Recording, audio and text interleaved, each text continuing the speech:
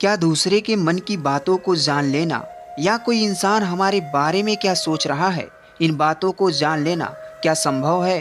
तो इसका उत्तर है हाँ। 100% तो नहीं, लेकिन किसी हद तक आप किसी के मन की बातों को जान सकते हैं, समझ सकते हैं। लेकिन अगर आप इसे सीखना चाहते हैं तो आप इस वीडियो को बहुत ध्यान और समझ के साथ देखिएगा।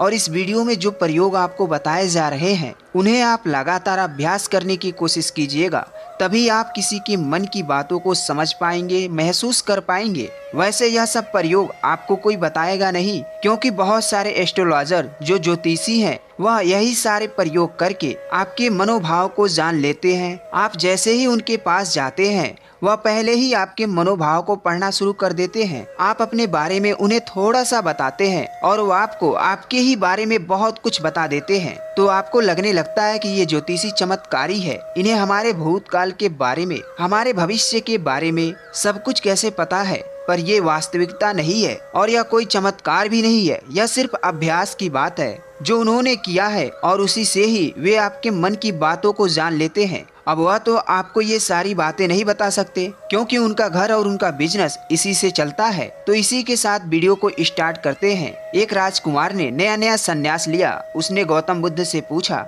तथागत आज मैं भिक्षा लेने कहाँ जाऊँ? तो गौतम बुद्ध ने उसे एक श्रविका का घर का पता दिया और उसे वहाँ से भिक्षा मांगने को कहा। वह बौद्ध भिक्षु यानी कि तथागत गौतम बुद्ध के शिष्य जब श्रविका के घर भिक्षा मांगने के लिए गया तो श्रविका ने कहा, भंते पहले भोजन कर लो, उसके बाद भिक्षा लेकर चले जाना।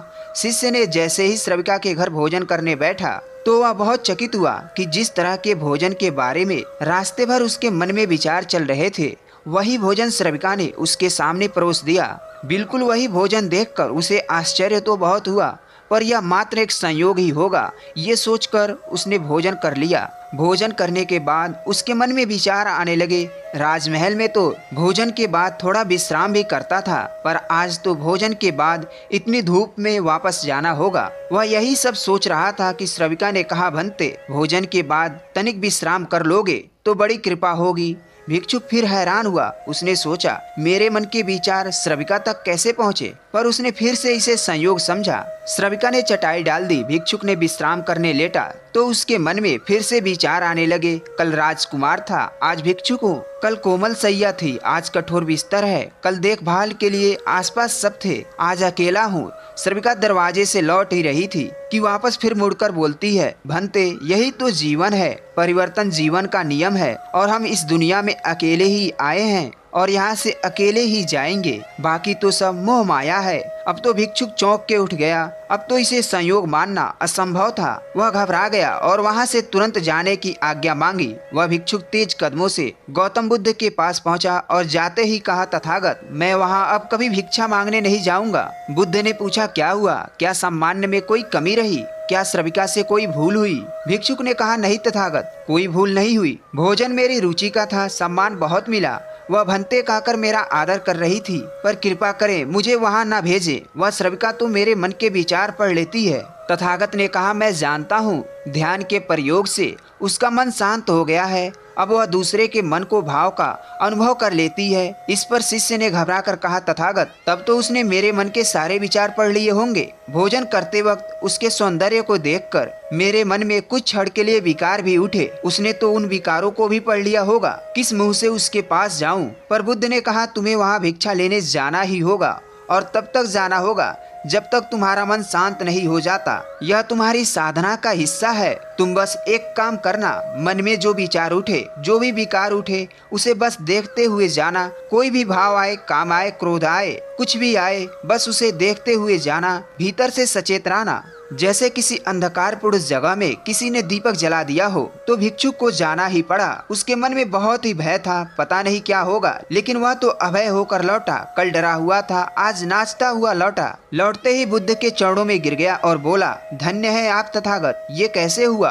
आज जब मैं भीतर से सजग था तो मैंने पाया चारों ओर सन्नाटा छाया हुआ है। जब मैं श्रविका के घर की सीढ़ियाँ चढ़ रहा था तो मुझे अपने भीतर श्वास भी मालूम पड़ रही थी, हृदय की धड़कन भी सुनाई दे रही थी। मैं सजग होकर साक्षी भाव से अपने विचारों को देख रहा था। वह धीरे धीरे गायब होने लगे। श्रविका ने जब मुझे भोजन दिया तो उसके एक एक कौर मुझे अपने भीतर महसूस हो रहा था। मैं हैरान था। मेरे भीतर धीरे धीरे सन्नाटा होने लगा। ना वहाँ अब कोई विचार था, ना कोई विकार, सिर्फ शांति ही शांति थी। इस पर बुद्ध ने कहा, सबसे पहली बात है, अगर आप किसी की मन की बातों को जानना चाहते हैं तो उसके लिए आपके मन का शांत होना बहुत जरूरी है। थोड़ा ध्यान से समझना इस बात को, तभी आप इस प्रयोग को सक्सेसफुली कर पाएंगे। आपने कभी देखा होगा, जो मनोवैज्ञानिक होते हैं वह बहुत सारे लोगों के चेहरे के हाव भाव को देखकर, उनकी बातों को सुनकर उनकी मन की बातों को जान लेते हैं। तभी मनोवैज्ञानिक लोगों के सामने सभी लोग अपने दिल की हर बात को खोलकर रख देते हैं।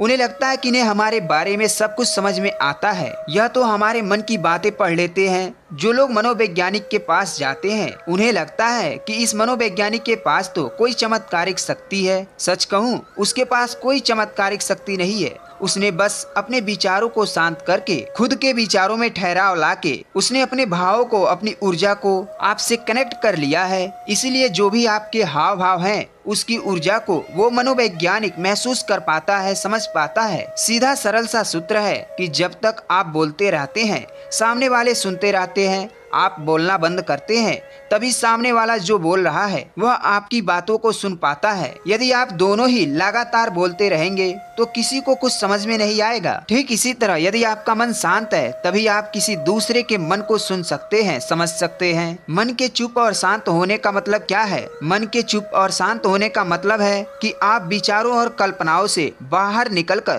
पूर्णतः शांत हो जाएं। इसे ही चित्त का शांत होना कहते हैं। कहते हैं कि इस मन की शक्ति योग के बल पर जो योगी लोग होते हैं वो चींटियों के पैरों में बंधे घुंघरू की आवाज तक भी सुन सकते हैं।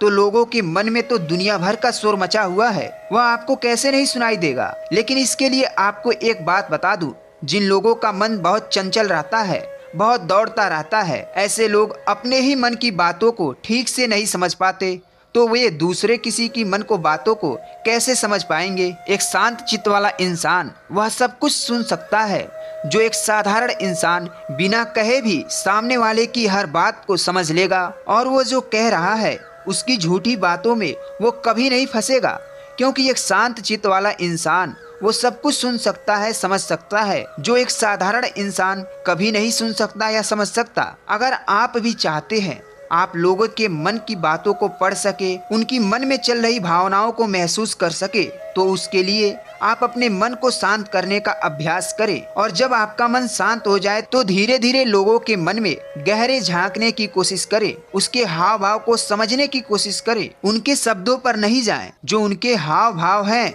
आप उन्हें गहराई से समझने की कोशिश करें। दूसरे की मन को, बातों को जान लेना, इसमें कोई बड़ी बात नहीं है, पर शर्त यह है कि आपको यही अभ्यास निरंतर करना होगा। जिस दिन आपका अभ्यास सिद्ध हो जाएगा, आपको बिना कहे आप लोगों की मन की वह सारी बातें बिल्कुल साफ सुनाई देगी। अब आप ये सोच रहे होंगे कि किसी और के मन की बातों को जानकर हमें क्या फायदा मिलेगा, लेकिन मैं आपको बता दूं कि इसका फायदा आपको जीवन के हर क्षेत्र में मिलेगा। चाहे वो आपके रिश्ते हो, आपके क्लाइंट्स हो, या आपकी नौकरी का इंटरव्यू हो, जिंदगी की किसी भी क्षेत्र में चले जाओ। अगर आप सामने वाले की मन को, बातों को समझ पाओगे, महसूस कर पाओगे, तो आप अपनी जिंदगी में कामयाबी हासिल कर सकते हो। इसके बहुत फायदे हैं। इससे आपको कोई भी इंसान झूठ बोलकर धोखा नहीं दे सकता, कोई आपका इस्तेमाल नहीं कर सकता। आप हर तरह की भावनात्मक चोट खाने से बच जाएंगे। कोई भी आपके पैसे को लूट कर नहीं जा सकता। और एक बात मैं आपको बता दूं कि यह प्रयोग एक दिन में सिद्ध नहीं होता, इनमें थोड़ा समय लगता है, बहुत ज्यादा तो नहीं, लेकिन कुछ महीनों के अभ्यास से ही आप जल्दी ही किसी के मन की बातों को आसानी से जान लेंगे। तो इसी के साथ वीडियो का एंड करते हैं। तो आज की जानकारी कैसी लगी कमेंट करके अवश्य बताइएगा, और चैनल को सब्सक्राइब करके एक लाइक जरूर कीजिएगा। धन्यवाद।